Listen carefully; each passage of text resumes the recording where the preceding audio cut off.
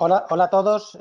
Bueno, como ya me han presentado, soy Daniel Caridad López del Río y trabajo actualmente como director de riesgos corporativos en el área de Risk Solution Group. Pues realmente he afrontado mi vida profesional los últimos 10 años aproximadamente viendo cómo es la gestión del riesgo de crédito en distintas empresas, tanto financieras como aseguradoras, como no financieras, ¿no? Entonces, en esta webinar lo que vamos a tratar es de ver realmente qué es el riesgo y cuáles son los principales factores de riesgo, cómo se evalúan los distintos tipos de modelos de riesgos, cómo es la integración de los distintos modelos internos en Solvencia II, que es una de las principales normativas a nivel global, cuáles son los modelos de stress testing y análisis de escenarios y, sobre todo, cuál es la técnica de modelización del valor del riesgo o lo que es el VAR, que es la principal herramienta que tenemos para medir este tipo de riesgos, ¿no? Finalizando, pues tendremos una última parte de conclusiones. Durante esta webinar, pues más o menos que dura aproximadamente una hora, los 45 o 50 primeros minutos expondré estos distintos puntos, que los tenéis ahora mismo en pantalla, y posteriormente, en los últimos 10-15 minutos, pues habrá un turno de preguntas. Con lo cual, pues si tenéis cualquier pregunta, podéis hacerla a lo largo de esta webinar y lo que haremos es, al final de la misma, ir contestándola por orden de que vayan entrando, ¿no? Entonces, pues, empezando, la primera pregunta que nos deberíamos hacer, ¿qué es un riesgo, no? Y el riesgo es una palabra que proviene del árabe, de una palabra que se llama rizq, que hacía referencia a lo que ahora la providencia. Por lo tanto, riesgo aludía a la probabilidad de sufrir una contingencia o la probabilidad de sufrir un daño. Y el riesgo, aunque no lo parezca, y en algunos casos así lo hemos asumido, es algo consustancial a la condición humana y a la hora de actuar cualquier decisión que asumimos riesgos, ¿no? Centrándonos en el ámbito financiero, pues al final hablamos de riesgo como la probabilidad de sufrir un quebranto económico, ¿no? Entonces, pues ya por lo menos ya sabemos qué es el riesgo, ¿no? O sea, vamos a ir desgranando poco a poco cómo es el riesgo en las entidades aseguradoras y empezando por qué es el riesgo, ¿no? No obstante, siempre lo que hemos aludido es al concepto, lo que visualizamos es un aspecto negativo con lo que es riesgo, ¿no? Cuando en realidad el concepto de riesgo viene acompañado del concepto de oportunidad, ¿no? La incertidumbre es la que estamos permanentemente sometidos, la podemos ver como una aliada y no como una adversaria, ya que genera oportunidades. Al final, incertidumbre es una oportunidad y esto lo hemos podido ver pues incluso en lo que es el binomio de rentabilidad-riesgo de Markowitz y posteriormente desarrollado por Sharpe en Harvard, en el cual pues aludía a un mayor riesgo supone también una mayor oportunidad o una mayor rentabilidad y al revés, una menor rendimiento o rentabilidad era similar a un menor riesgo, ¿no? Una cuestión es desconocer qué va a depararnos en el futuro al ser algo incierto y otra diferente es la probabilidad de que un daño se produzca, ¿no? Y la historia de la humanidad está llena de ejemplos que ponen de manifiesto la dificultad de predecir el futuro. Grandes personajes e importantes instituciones han mostrado pues, una incapacidad manifiesta para predecir el riesgo, incluso el referido a los aspectos más próximos de gestión. Y aquí vemos algunos ejemplos que tenéis frases como la de Sir William Pierce, que dijo que los americanos necesitaban el teléfono, nosotros no, con todos los mensajeros les sobraba, ¿no? O Charles Duell, que era el director de la US Patent Office, diciendo a finales del siglo XIX que todo lo que se puede inventar ya había sido inventado, o lo que era Thomas Edison, que esa locura de la radio morirá con el tiempo en 1922, ¿no? Incluso ya un poquito más recientemente, pues que había un mercado mundial de unos 5 ordenadores que decía Thomas Watson, que era el presidente de IBM en 1943, o en 1977 Ken Olsen, que decía que no hacía necesidad de tener un ordenador personal en casa, ¿no? O un poco también más recientemente Bill Gates en 1981 que nadie iba a necesitar más de 640K de memoria en su ordenador personal, ¿no? Al final, pues estos son ejemplos en los que se ha visto una incapacidad para predecir el futuro. Y por eso existe el riesgo y por eso en las entidades aseguradoras tenemos que tratar el riesgo con más mimo que en otros sectores, ¿no? Y más que tratar de eliminar el riesgo, lo que sí que podemos hacer es conocer los riesgos a los que estamos expuestos, tratar de medir estadísticamente o matemáticamente la probabilidad de que se den, estar en posición de poder gestionarlos correctamente si producen y obviamente la gestión de riesgo debe ser una parte esencial de la gestión empresarial que permita un plan estratégico que no sea comprometido por la propia aparición de este tipo de riesgos, ¿no? Y aquí en este gráfico podéis ver que es esencial de la actividad empresarial y sin riesgos realmente no había oportunidades y volvemos un poco atrás a lo que es el binomio rentabilidad-riesgo. Al final la actual competitividad de la economía hace que la cultura de gestión de riesgos esté cada vez más extendida dentro de la gran empresa, ¿no? Y ya no solamente la gran empresa, sino las medianas y pequeñas empresas cada vez más tienen departamentos de riesgos que miden este tipo de potenciales inferencias en su negocio, ¿no? Este crecimiento que se inició como un planteamiento teórico y sobre todo en la universidad y muchas veces por obligado cumplimiento de las empresas a nivel normativo, sobre todo en las que cotizaban, se ha convertido en una aplicación práctica en el día a día de las actividades de las empresas, ¿no?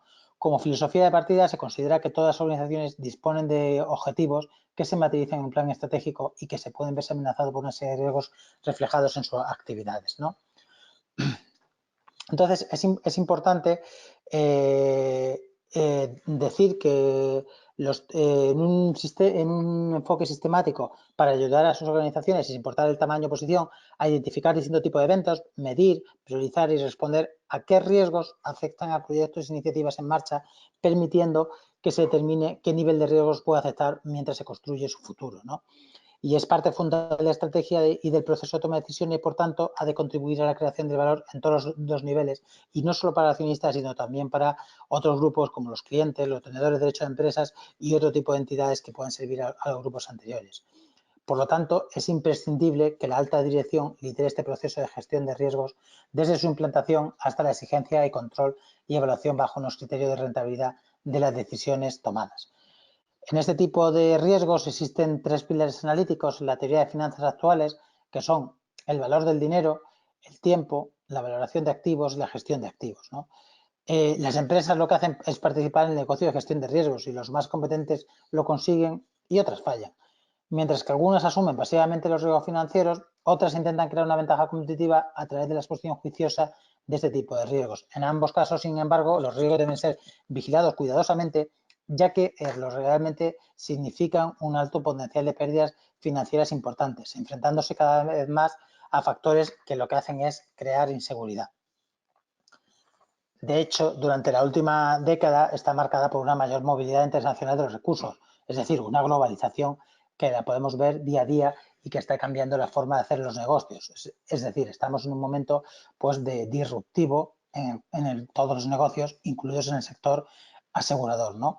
Con lo cual, la diversificación de los productos financieros y el resurgimiento de la volatilidad a nivel global son variables que se dan día a día. Todos estos elementos confluyen en la necesidad de adoptar métodos y procedimientos de identificación y evaluación y control de diferentes riesgos, así como una determinación del tratamiento más adecuado de los mismos para garantizar la supervivencia y estabilidad financiera de cualquier organización empresarial. Por lo tanto, se hace necesario que para un programa de gestión de riesgos en cualquier tipo de empresa y en especial en entidades aseguradoras, debido a la esencia de su actividad, ofrecer garantía suficiente al asegurado, demostrando que será capaz de poder hacer frente a sus posibles futuros. Y realmente aquí lo que estamos viendo es cómo las distintas empresas de Big Tech, pues tipo Amazon, tipo eBay, tipo Facebook o tipo Google, cada vez están cambiando un poco la forma de concebir los negocios en Internet, ¿no? En Internet de las cosas. Con lo cual, estas entidades aseguradoras ya no solamente tienen que ofrecer suficiente garantía de asegurado, sino también tienen que ofrecer una serie de servicios que les ayuden a satisfacer sus necesidades y obviamente a resolver sus compromisos futuros en caso que se den, ¿no?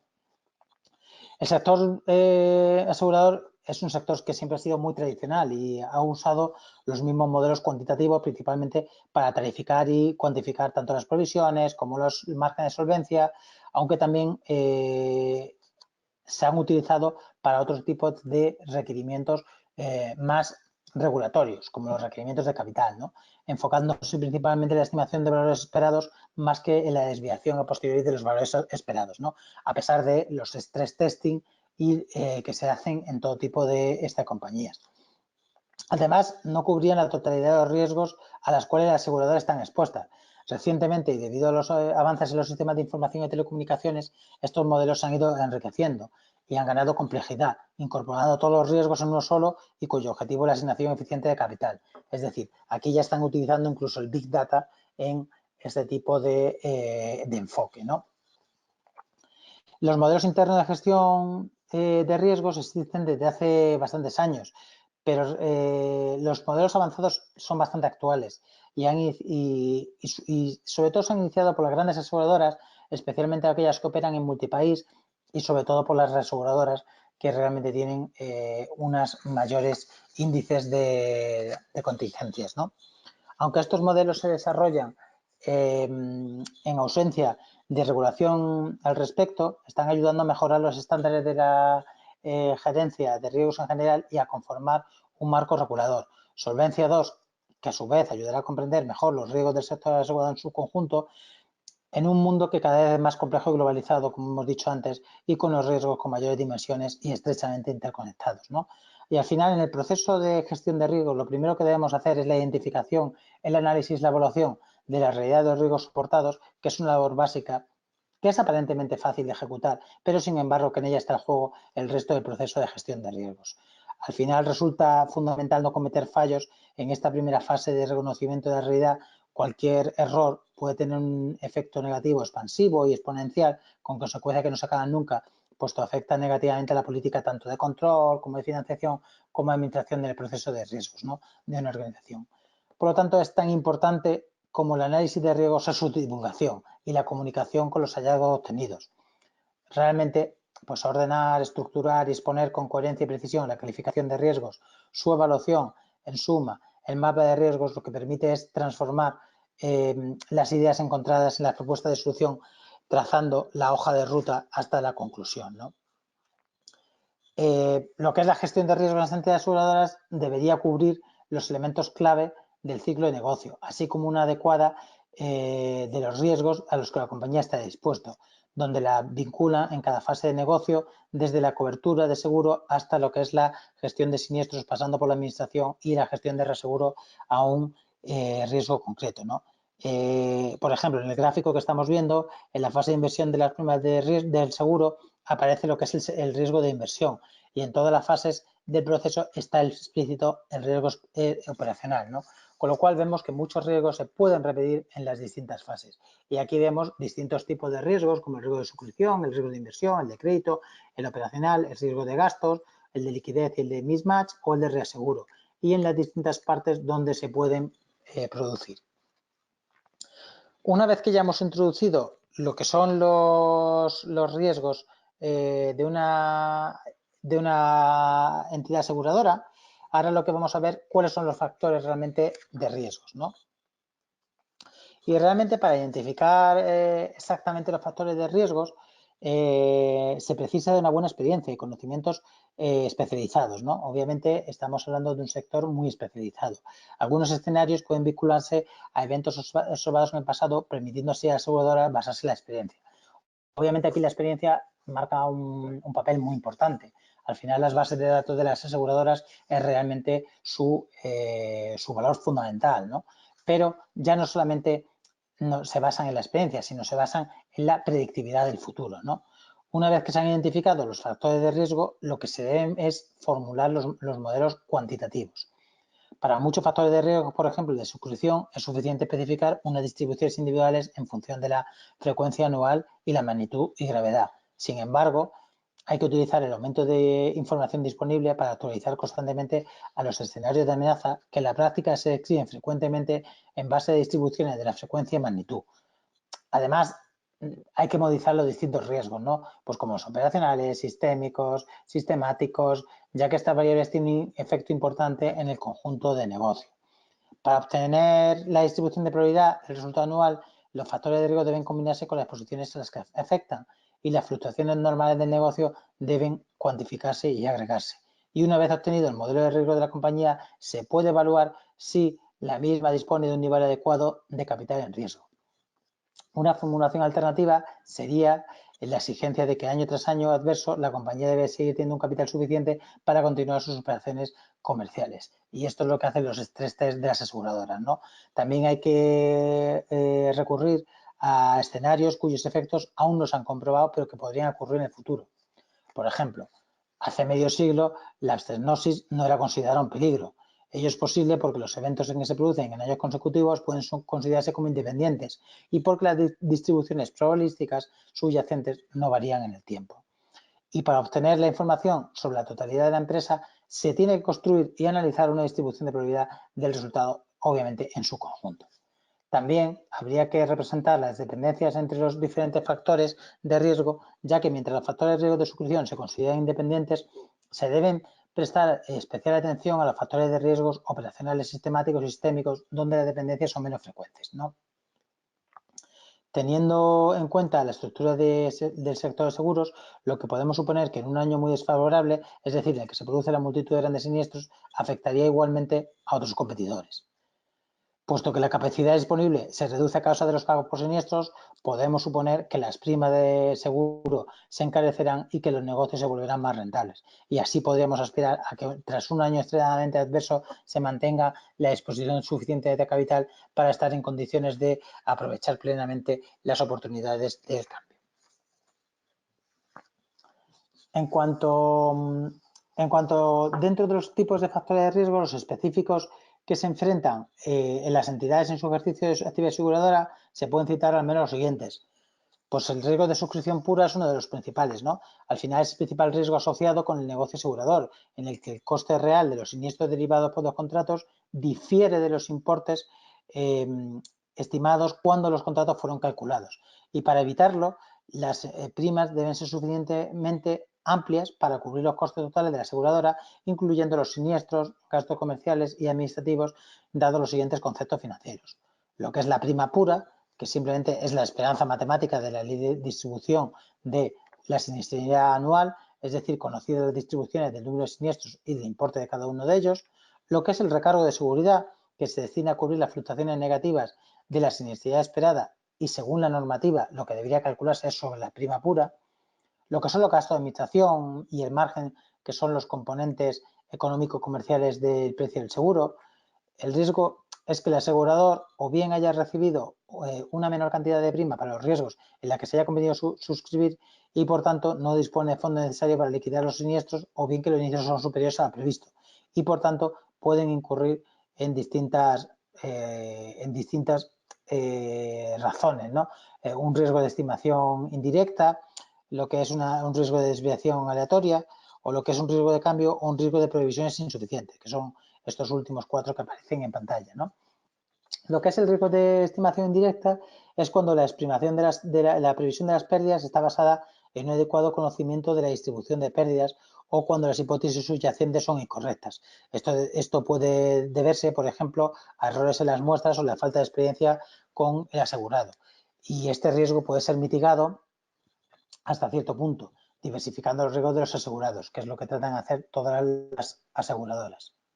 Lo que es el riesgo de desviación aleatoria, las pérdidas esperadas lo que hacen es se desvían negativamente debido al incremento aleatorio de la frecuencia y o de la gravedad de los siniestros, o porque las pérdidas fluctúan alrededor de la media.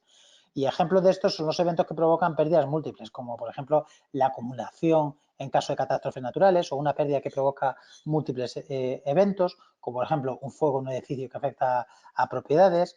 La importancia de este tipo de riesgo en una cartera de seguros depende de varios factores, como el número de siniestros, la distribución de las probabilidades de incidencia de los siniestros y las máximas pérdidas posibles. Para mitigarlo, una opción posible y eficaz, siempre que existan estrategias competitivas que la aseguradora lo permita, es la de incorporar a la cartera tantos riesgos asegurados homogéneos e independientes como se pueda. Obviamente, esto es muy difícil, pero en teoría, cuanto más independientes sean los tipos de riesgos asegurados, pues mejor, ¿no? En cuanto al riesgo de cambio, es la desviación negativa de las pérdidas esperadas por cambios impredecibles en los factores de riesgo que causan un incremento en la frecuencia y en la gravedad de las pérdidas o de las pautas de liquidación, pues como son, por ejemplo, los cambios de legislación o como es la tecnología, cambios sociales, demográficos o médicos o cambios climáticos, etcétera, ¿no? Este riesgo también se puede controlar por la diversificación de los riesgos asegurados. Como veis, la diversificación de los riesgos asegurados pues es algo muy habitual, ¿no? Y por último, el riesgo de provisiones insuficientes, lo que significa que es que a partir del riesgo del asegurado en sí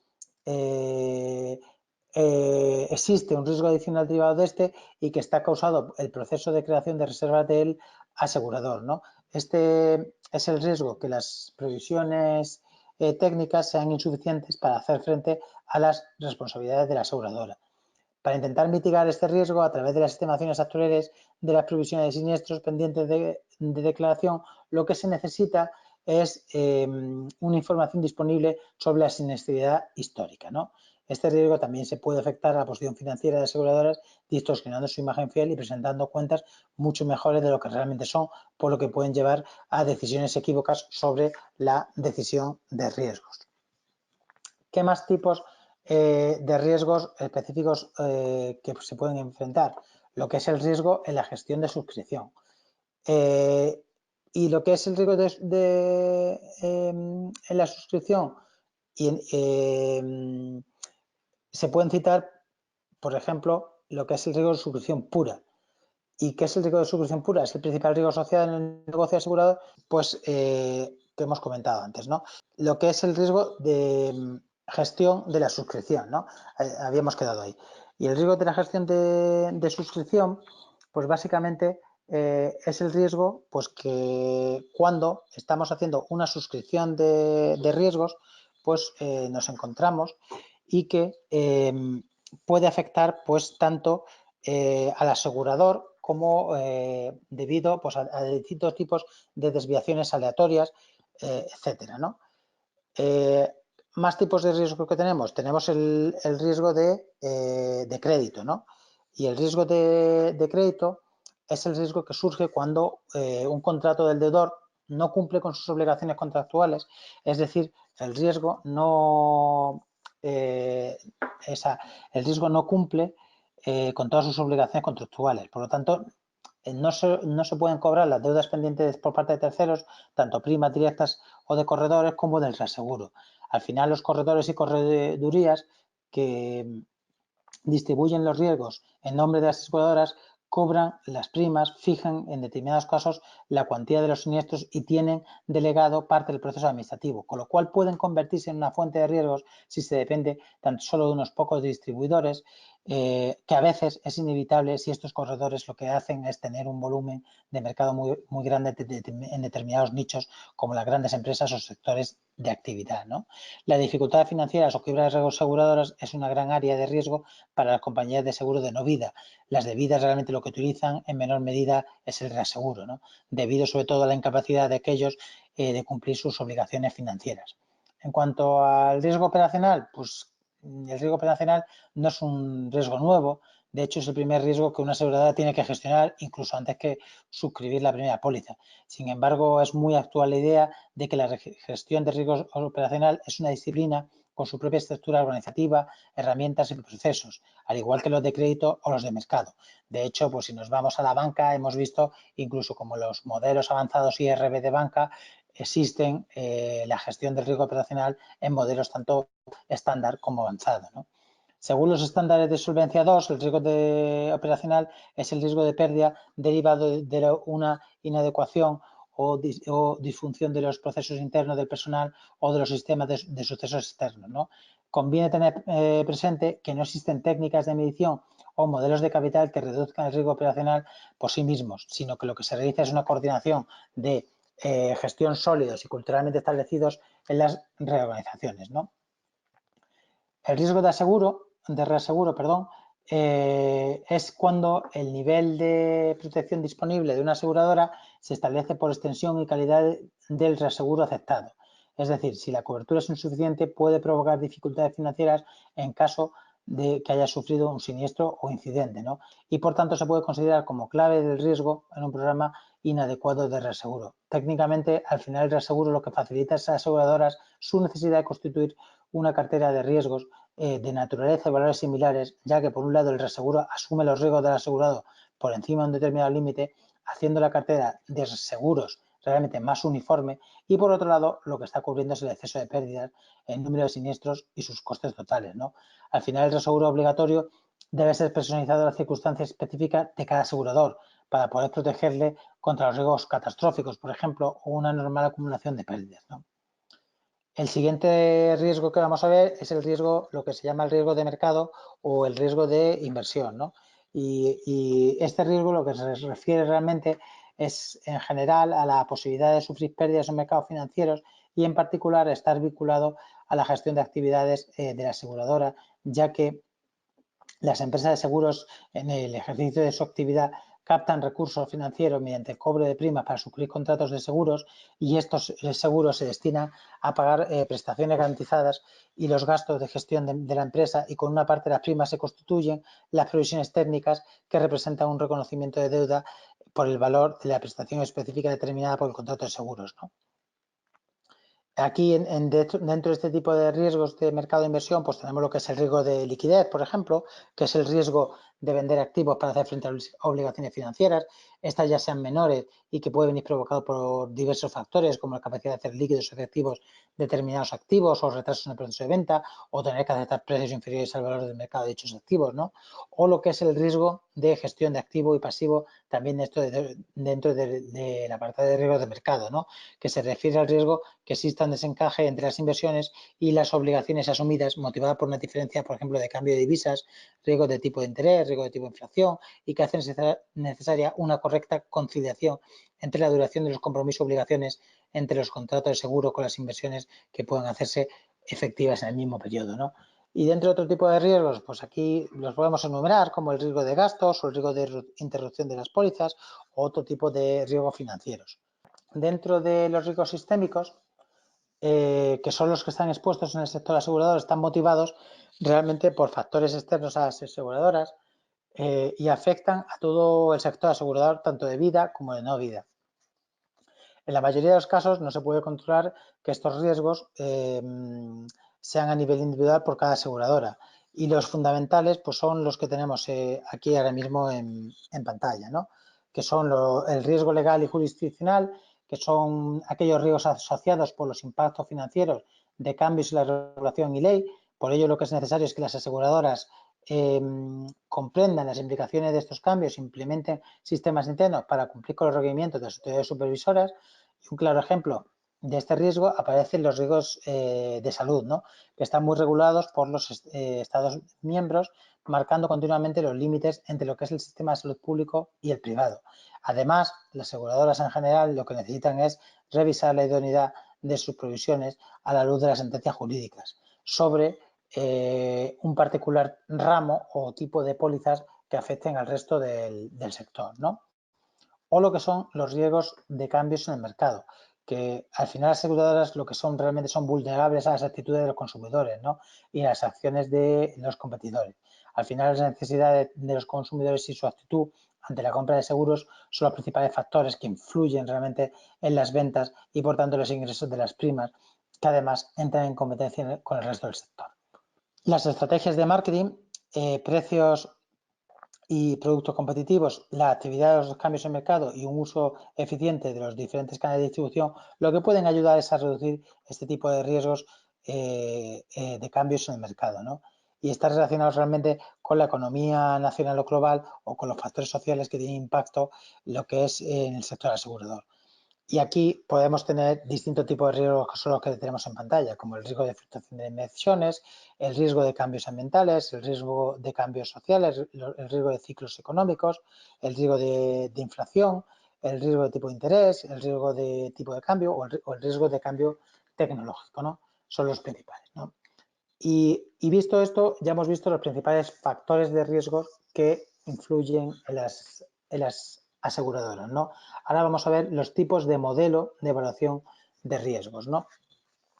Y al final aquí tenemos que decir que los modelos estáticos normalmente están basados en contabilidad y tienen en cuenta como magnitud de referencia para el cómputo de los niveles de solvencia variables como las cuentas de balance, las partidas integrales en la cuenta de pérdidas y ganancias y posición a riesgos subyacentes de las inversiones, ¿no? En cambio, los modelos dinámicos lo que se basan son en proyecciones de flujos de caja estimados de acuerdo con los distintos sistemas y pueden a su vez clasificarse en modelos basados en escenarios o principios, ¿no? Al final, los modelos basados en escenarios lo que implican es una evaluación de la sensibilidad de la entidad de impacto de diversos escenarios entre la valoración de activos a través de lo que son los propios flujos de caja, ¿no? Y la importancia de este método reside en la especificación de los escenarios y en la forma de trasladar sus implicaciones. Principalmente se hace este test referencia a lo que es el estudio de las consecuencias con un amplio rango de los parámetros que son variados simultáneamente, intentando lo que es analizar el impacto de determinados parámetros en función de la exposición específica de cada entidad, ¿no? Sin embargo, al final, en el caso de modelos basados en principio, no existen pautas sobre el sistema a emplear de cuantificar sus necesidades de capital, cuya valoración se basa en la utilización de modelos internos que siguen ciertos principios prefijados, ¿no? Al final, los modelos de base o probabilista o stress testing lo que recogen es el proceso que se evalúa en un número determinado de probabilidades estadísticas para determinar cuál es el peor de la contribución de parámetros y la pérdida que esa combinación produciría, intentando cubrir toda la gama de variables de riesgo y reproducirlas a través de distribuciones estadísticas y procedimientos de simulación, ¿no? Al final, otra de las principales clasificaciones de diferencia entre los modelos deterministas y probabilísticos son un modelo determinista puede llegar a ser muy complejo y se considera que todos los procesos más importantes de un hecho y que las variables son conocidas con certeza, ¿no? Sus predicciones se basan realmente en procesos que pueden estar actuando para una situación dada y fueron utilizados inicialmente para eventos, por ejemplo, físicos o biológicos, ¿no? Al final las observaciones suelen mostrar desviaciones entre la realidad y las predicciones, ¿no? Y se suele deber a una gran cantidad de factores que influyen en el resultado, pero que no es posible modelizar en su totalidad, ¿no? Por ejemplo, para la modelización de un resultado de arrojar un dado al azar, un modelo determinista podría en principio predecir el resultado cuando la fuerza de trayectoria en el aire, los rebotes a la superficie, el tipo de superficie, el tipo de dado y sus inversiones fueran conocidos en gran detalle, ¿no? En cuanto a los modelos probabilísticos, suelen funcionar mejor y es necesario concretar en el espectro de resultados posibles, ¿no? Un subconjunto del conjunto de todos los resultados posibles determina un evento, ¿no? Si un grupo de resultados posibles es continuo y no puede asignarse, pero generalmente una probabilidad positiva en caso, pues la suma de las probabilidades no es igual a 1. Pues esto es lo que tener en cuenta. Esto, sin embargo, es posible asignar probabilidades a ciertos eventos si los resultados son números reales. Asignamos primero las probabilidades a los eventos con un resultado inferior a un número específico, ¿no? La función normal o tipo de Gauss es una distribución de probabilidad más comúnmente utilizada, ¿no? Este es un hecho empírico que mediante las sujetas errores se describen estadísticamente mediante una distribución de Gauss. Al final, para unos seguros de importancia primordial, entender la dependencia de los riesgos a lo que está expuesto, pues la dependencia puede resultar un cúmulo de riesgos y ello resulta evidente en el ejemplo de la tempestad, ¿no? Algunos indicadores especiales lo que pueden es calcularse es a partir de una función de distribución, siendo las más importantes de ellas el valor esperado, ¿no? Si se examina un gran número de variables aleatorias con distribuciones idénticas e independientes, el número promedio observado se aproxima al valor esperado. En el caso ideal, cuantos más eventos observamos, pues al final más se tardará, obviamente, la media observada al valor esperado. Por ejemplo, por poner un ejemplo práctico, si consideramos un asegurador que suscribe pólizas de daños en los Países Bajos y debido a una tempestad que afecta a Alemania, el asegurador sufrirá daños en Alemania. Debido a la dependencia, es muy probable que el asegurador sufra también pérdidas en su cartera de daños y holandesa, ¿no? Ya que es muy alta la probabilidad de que la misma tempestad afecte tanto a Países Bajos como a Alemania. Pues este sería un claro ejemplo, ¿no? La determinación de modelos probabilísticos basados en datos históricos es un campo de la estadística conocido como la estimación o estadística descriptiva o estimación estadística, ¿no? Se considera que los datos son aleatorios y se responde a un modelo probabilístico subyacente desconocido. El estadístico lo que se dedica es a deducir los datos, la mayor información posible del mismo, y dado que los datos son aleatorios, la suscripción realmente está sujeta a lo que son errores estadísticos, ¿no? Es decir, a las observaciones diferentes del mismo fenómeno que se pueden producir en dos modelos diferentes. Y hasta aquí hemos llegado a los tipos de evaluación de riesgo. Ahora, en el siguiente punto, lo que veremos es la integración de los modelos internos en Solvencia II. Este punto lo veremos rápido para que nos dé tiempo a ver el resto de partes, ¿no? Al final, la existencia de un modelo financiero vale, Catalina, pues intento hablar más despacio. La integración de los modelos internos en Solvencia II, al final la existencia de un modelo financiero interno lo que garantiza es una cultura de supervisión de riesgo para toda la empresa, obligando a que ésta lo que haga es realizar un inventario de todas las fuentes posibles de riesgo, evaluando la importancia relativa de todos los tipos de riesgo, ¿no? Además, los modelos internos lo que proponen es una definición y una medición de una necesidad de capital en función de las características de la actividad de la empresa. Sin embargo, estos modelos lo que provocan es una serie de dificultades al supervisor que hay que tener en cuenta, como que el modelo no ofrece una cifra exacta, sino que estudia acontecimientos externos cuya probabilidad de que suceda es escasa. Y realmente que la auditoría de los modelos internos puede no ser suficiente para la evaluación de los mismos. Por tanto, la utilización de los modelos internos lo que implica son nuevas cargas y dificultades tanto para las compañías aseguradoras como para la autoridad de supervisión. Al final, de acuerdo con las buenas prácticas de gestión de riesgos, este capital económico o de solvencia se estimará basándose en el perfil de riesgo que tenga cada entidad, ¿no? Teniendo en cuenta cuáles son las técnicas particulares de migración del riesgo y de los resultados de diversificación de la misma. Lo que es para permitir que todas las empresas evaluar su capital económico y así reflejar el perfil de riesgo de las aseguradoras, Solvencia II lo que establece es una fórmula estándar sencilla para calcular el capital de solvencia que garantice un mínimo por debajo del cual no deben descender nunca los recursos financieros. Y ahí lo tenéis, ¿no? El valor en el gráfico de la derecha podéis ver el valor del mercado de los activos, cuál es el valor del mercado de los pasivos, cuál es la exigencia de solvencia 2 y cuál es el excedente, ¿no? Al final, el capital requerido para afrontar el 99,5 de pérdidas en horizonte de un año sería el indicador de solvencia. Y eso no es más que la distribución de la pérdida económica en un año. Como alternativa a lo que es el recurso de capital, se establecen distintas fórmulas bajo condiciones específicas y que previamente han sido aprobadas por el supervisor, de modelos internos o complejos o parciales, con que las aseguradoras podrán lograr un recorte en las exigencias de capital. Al final, lo que hace Solvencia II es distinguir entre capital de solvencia de la entidad aseguradora, que es el capital que se necesita para hacer frente a las posibles pérdidas económicas que se pueden originar en un horizonte temporal de un año con niveles de confianza del 99,5% y el capital disponible a esa fecha, ¿no?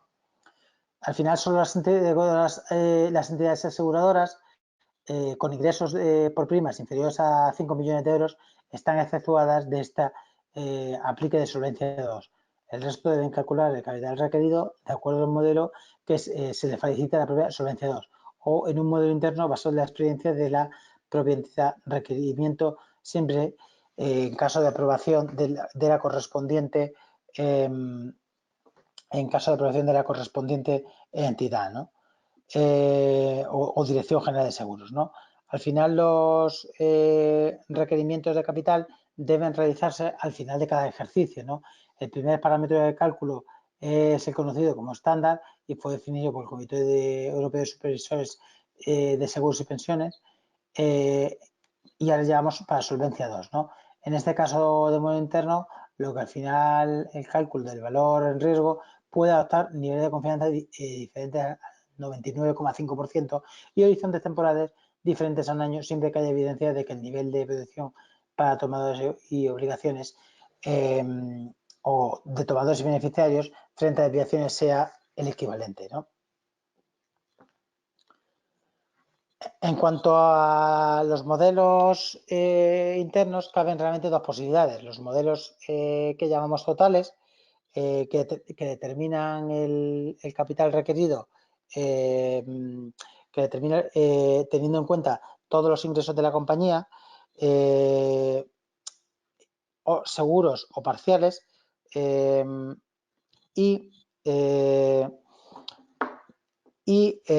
cubren uno o varios riesgos, ¿no? En este caso deben integrarse en los modelos estándar, ¿no? Y los modelos internos lo que requieren, pues obviamente, es una serie de requisitos adicionales, pues como una calidad de datos mínima, una integración de la actividad de toma de decisiones en la compañía de seguros, lo que se llama también un test de uso, una calibración de los parámetros resultantes del modelo, una valoración periódica de su funcionamiento y la documentación pertinente que sustente el cálculo del correspondiente método, ¿no? Y al final estamos viendo que lo que es solvencia 2 lo que está estableciendo que las entidades aseguradoras deben cubrir con fondos propios los riesgos a los que está sometida su actividad. Y un segundo requisito de capital es el cálculo del MCR o cantidad mínima absoluta de capitales que las compañías de seguros deben mantener para poder responder a variaciones adversas en la totalidad de sus pasivos asumidos, ¿no? Su vulneración trae como consecuencia la intervención más severa por parte del regulador. Y aquí en esta siguiente página, pues lo que os he puesto es la estructura de requerimientos de capital para riesgos de suscripción sería de la siguiente forma, ¿no? Al final, para el cálculo de los ratios, tanto SCR como MCR, habrá que dividir el capital admisible de cada entidad por los capitales requeridos de SCR o MCR en cada uno de los distintos casos, ¿no? Y esta es la normativa que tenemos actualmente en riesgos aseguradores, ¿no? Luego, para poder llegar a este tipo de normativas, pues también tenemos lo que son los modelos de stress testing y al final los modelos de stress testing, el stress testing al final es una metodología fundamental en la gestión de riesgos y mantenimiento adecuado de los recursos, lo que son financieros, de las entidades aseguradoras, ¿no? Este tipo de herramientas lo que supone realmente es una contribución para identificar y cuantificar cuál es el impacto de los diferentes escenarios en las expectativas financieras futuras de las aseguradoras, ¿no? Al final las pruebas de estrés no son más que un método para analizar lo que podría ocurrir con determinados tipos de escenarios, distintos tipos de sensibilidades, ¿no? El término stress testing incluye tanto las pruebas de sensibilidad como el análisis de escenarios y ambos están basados realmente en el impacto de escenarios adversos improbables, pero no imposibles, ¿no? Al final, este tipo de pruebas pueden ser financieras, operativas, legales o de cualquier otro tipo de riesgo que puede tener impacto financiero en la aseguradora. Además, lo que existen son dos tipos básicos de escenarios, los históricos y los hipotéticos, ambos totalmente válidos y complementarios. Los primeros reflejan los cambios y los factores de riesgo que ocurrieron en el pasado y los escenarios hipotéticos lo que utilizan es una estructura de eventos que todavía no se ha producido. Bueno, al final cabe señalar que este tipo de pruebas no solo se necesita de un personal capacitado y tecnología apropiada, sino también el trabajo conjunto de varias unidades de cada aseguradora, como la gerencia de riesgos, el área financiera, el actuarial y la participación de las áreas de negocio, así como la visión de los consultores, auditores, reaseguradores, etcétera, agencia de rating, supervisores. Al final, cada entidad aseguradora considera que su propio perfil de riesgos específico y la complejidad de su modelo de negocio lo que llevará a cabo de pruebas muy diferentes en cada una. Obviamente, cada una de estas las tiene que aprobar un supervisor, ¿no? Con lo cual, bueno, pues son independientes y son específicas y tienen cada una su propia idiosincrasia, pero al final hasta un determinado punto, ¿no? Al final, la naturaleza y alcance de las pruebas de stress test lo que van a depender es de la situación específica de la entidad aseguradora respecto a los factores que podemos ver en pantalla, como la solvencia, como los distintos tipos de líneas de negocio y canal de distribución, la situación actual dentro del marco asegurador, la situación actual dentro del grupo al que pertenezca, la política de inversiones, el plan de negocio, las condiciones económicas generales. Así pues, para ser más concretos, al final los factores de riesgo que puede usar como guía general de una entidad aseguradora pues son los riesgos a nivel entidad u organización, pues que son los técnicos, el crédito, el operacional, el reseguro, el de inversión, otros riesgos que con lo que hemos visto, y los sistémicos, que son el riesgo legal y jurisdiccional, los riesgos de cambio de mercado y los riesgos sistémicos, ¿no? Y al final estas pruebas son normalmente de una periodicidad anual, ¿no? Al final se basan en una modelización determinista que se basa en análisis de efectos sobre un escenario que los modelos probabilísticos enriquecen con un estudio de probabilidad de varios escenarios que ocurren a la vez. Pues un ejemplo sencillo es de una prueba estático, es el análisis del efecto de un ratio combinado en un balance, ¿no? Estos test no tienen en cuenta las probabilidades actuales de alcanzar los diferentes ratios combinados y los modelos probabilísticos tienen técnicas más avanzadas, ya que se basan en la probabilidad de predecir cómo los parámetros financieros clave interactúan entre ellos en el tiempo y generan una distribución de resultados basados en simulación de dichos parámetros en el futuro, ¿no? Los métodos más comunes, pues realmente son los estáticos o dinámicos y los deterministas probabilísticas, como acabamos de comentar. Y para terminar, lo que sería el último punto antes de la conclusión, pues lo que veríamos es la técnica de valoración en riesgo o lo que es el VAR, ¿no? Y al final esta fue diseñada por JP Morgan y se ha convertido en una pauta en el estado financiero y en el asegurador para la medición de riesgos de la cartera a corto plazo, ¿no? Y al final es una norma recomendada por la mayoría de instituciones reguladoras como el Financial Accounting Standard Board o la Securities Exchange Commission, la SEC, o el Comité de Basilea o la mayoría de las agencias como Standard & Poor's, Moody's o Fitch, ¿no? El VAR al final se define como la pérdida máxima posible en la cartera de activos, ¿no? En términos de valor de mercado dentro de un periodo de tiempo y para un determinado nivel de probabilidad, ¿no? Al final, por un periodo de tiempo, se entiende que normalmente el periodo de posesión de los títulos suponiéndose que durante realmente este periodo las posiciones de la cartera permanecen constantes o sin variaciones. El periodo de posesión de una cartera comercial varía normalmente desde un día a 2 semanas, pero esta técnica también se está aplicando en otros campos, como un análisis de la base de datos de pérdidas, en cuyo caso es anual, ¿no? Y el VAR se obtiene estimando un cuantil de distribución de pérdidas. Y en este gráfico lo vamos a ver. Para clarificar el ejemplo, pues lo que podemos suponer que una cartera de negociación de 1 millón de euros con un nivel de confianza del 99%. Y si vemos en este ejemplo, en la parte izquierda, existe un 1% de probabilidad de incurrir una pérdida superior a dicha cuantía. Es decir, que la pérdida de 1 de cada 100 días se estima superior a 1 millón de euros. De la misma forma, existe un 99% de probabilidades de que la pérdida sea inferior a 1 millón de euros. Es decir, que la pérdida de la cartera sea inferior a esa cuantía 99 de cada 100 días. Y básicamente eso es lo que consiste la técnica del VAR. Al final la técnica del VAR pues, es principalmente una medición estadística y por tanto requiere de un establecimiento de una serie de parámetros iniciales estadísticos. Al final las tres metodologías más importantes para calcular el VAR es el análisis de la varianza, de la covarianza, la simulación histórica o el método Monte Carlo, que realmente es la metodología más que se aplica actualmente, ¿no? Y los modelos de evaluación lo que permiten es determinar la exposición de las variables en los distintos factores de riesgo o incertidumbre, ¿no? Y por último, respecto a las conclusiones, las entidades aseguradoras realmente se enfrentan muchos riesgos que se deben gestionar, pero la complejidad proviene de que la naturaleza de sus operaciones es aceptar que los riesgos sufridos por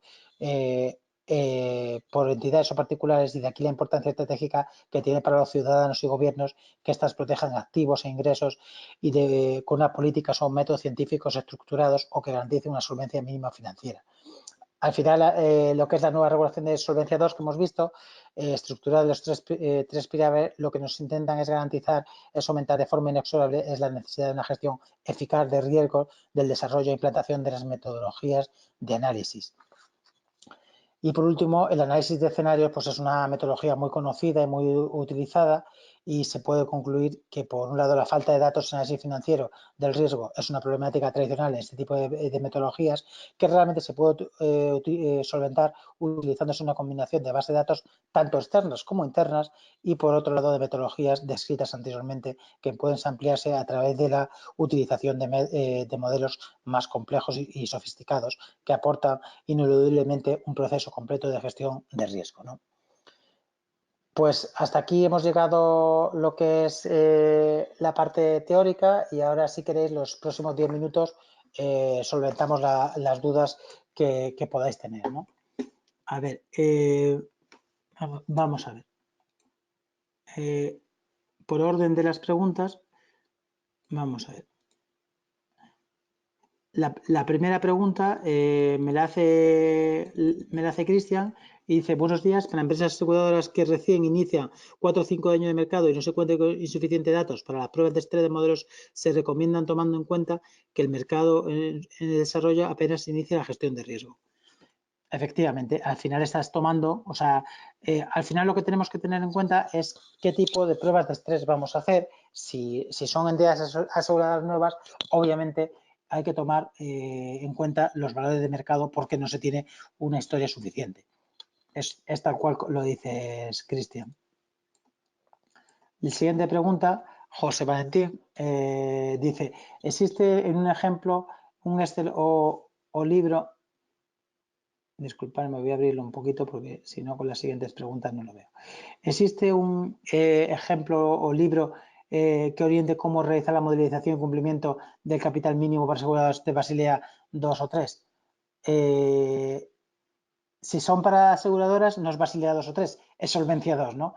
Y sí que existe Excel. De hecho, por ejemplo, esta es la webinar de una de las clases que damos en EALDE, y en uno de los cursos que damos en EALDE, precisamente utilizamos un Excel para calcular estos capitales mínimos. O sea, sí que existe, se pueden hacer, no son complicados de hacer, y sí que los puedes encontrar en internet, o si te apuntas al curso, pues lo tendrás en el curso, porque los alumnos de esta asignatura pues lo hacen todos, y es bastante pues aclara mucho las ideas. Vale, la siguiente pregunta es de José Valentín Rico Martínez, y dice que cuando las variables a modelar permitan diferentes distribuciones que el aplicativo recomienda para la evaluación en ENDE, se pueden observar ejemplos. Hombre, lo ideal es que no haya distintas distribuciones. Al final, si tenemos distintas distribuciones para una variable, el problema es que la estimación va a ser peor. Con lo cual, José Valentín, lo que intentamos es que las variables sigan una distribución conocida.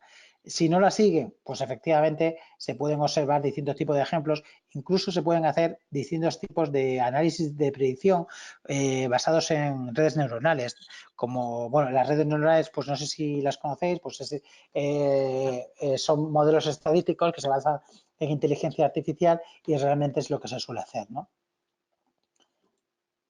¿Podrías comentar, pregunta Jesús Enrique, algún libro de consulta sobre la gestión de riesgos? Bueno, sobre la gestión de riesgos es que hay muchísimos libros. Os recomiendo alguno en inglés, que es Assets Management Risk, que es de la editorial McGraw-Hill, no me acuerdo del autor, y que es en uno de los que me he basado en parte de la documentación, y que es muy buen libro, y habla sobre la gestión en general de riesgos, no solamente las entidades aseguradoras, ¿no? Pregunta Jonathan Hernández. Entiendo que los valores de solvencia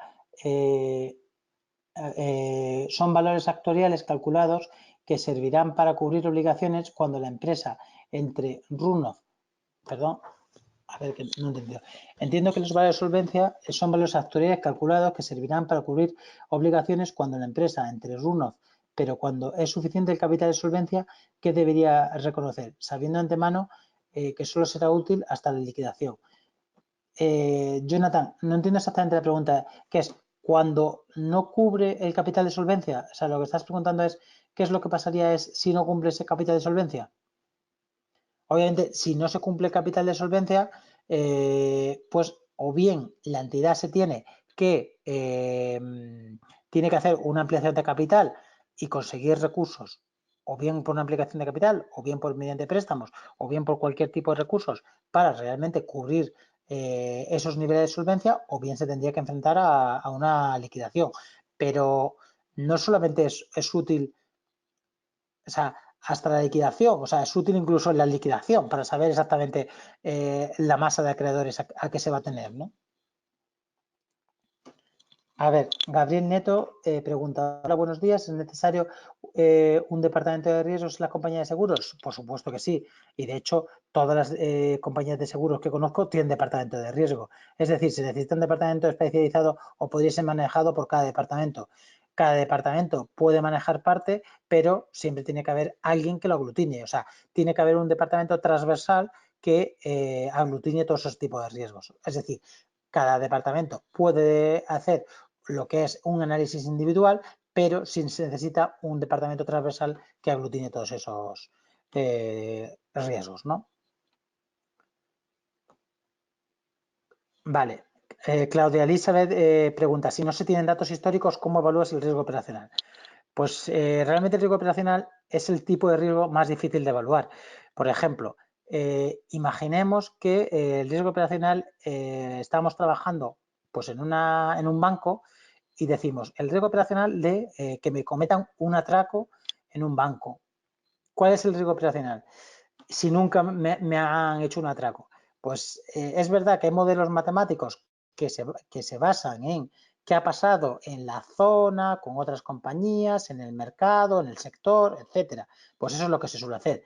Realmente es muy complicado. Al final el riesgo operacional, un poco por la experiencia que tengo yo, es el más difícil de valorar y el más difícil de cuantificar. Pregunta César Augusto si esta webinar se encuentra ubicado en YouTube, que se puede consultar nuevamente. Eso, si queréis, os dejo que luego en EALDE si se encuentra y mi compañero os podrá decir dónde está ubicada. Pregunta Catalina Sagüenza que dónde podemos obtener las tipologías de riesgo operacional basadas en Solvencia 2. Pues precisamente si buscáis en Google Solvencia 2, pues ahí las vais a tener en la propia normativa. Es algo normativo, o sea que las tenéis ahí. Pregunta Paulo Maricio Flores, si queréis vamos a contestar todas las preguntas que estén escritas, que ya son las últimas, para no pasarnos mucho del tiempo. Pregunta Pablo Maricio que en este tema de gestión de riesgo de empresas aseguradoras de gestión es muy interesante y por eso si se pueden diplomar. Bueno, pues sí que se puede diplomar, hay un curso de riesgos y efectivamente pues sí que podéis apuntaros y os animo a ello y esto es un poco de lo que vais a aprender, pero sobre todo esta es un poco más la parte teórica, lo que vais a aprender son, aparte de esta parte teórica, una parte más práctica, ¿no? César Augusto pregunta que cuáles son las variables a considerar dentro del análisis de riesgo para las empresas aseguradoras. Son las que hemos visto anteriormente. O sea, las variables son las que hemos visto en el apartado de factores de riesgo. Pregunta también Pablo Maricio que si se deben tomar en cuenta los riesgos de fraude interno como externo. Por supuesto que sí. Cristian Martínez, con base a qué criterio debería definir mi criterio de capacidad máxima tolerancia en capital sin mi historia. Hombre, al final lo que deberías definir es un threshold mínimo, ¿no? Es decir, tú deberías decir, oye, pues en función de un modelo matemático, de un algoritmo, decir que puedo o que soy capaz de predecir hasta el 99%. Ese sería el nivel de tolerancia en una entidad aseguradora. Luis Enrique Cruz Vázquez pregunta en términos generales cómo considera la exposición de riesgo al lavado de activos en el sector asegurador. Pues realmente es un tipo de riesgo pues, el cual pues, obviamente tenemos que considerar. Al final son riesgos reputacionales también. Las últimas preguntas, Paulo Mauricio pregunta que si los riesgos de fraude externo e interno si se pueden clasificar como riesgos operacionales, y sí, se pueden clasificar como riesgos operacionales, aunque hay muchas metodologías que los clasifican más bien como riesgos legales. Yo los clasificaría más como riesgos legales. ¿Con qué frecuencia se deben someter los estrés test? Pues como hemos dicho durante la clase, al menos una vez al año. Y las últimas preguntas, ¿se recomienda trabajar más en información estadística de eventualidades ya ocurridas o solo en aquellas que uno puede visualizar en análisis en papel? Es decir, solo la parte de visualizar sin tener datos, en ambas. Sobre todo en las estadísticas, pero en ambas.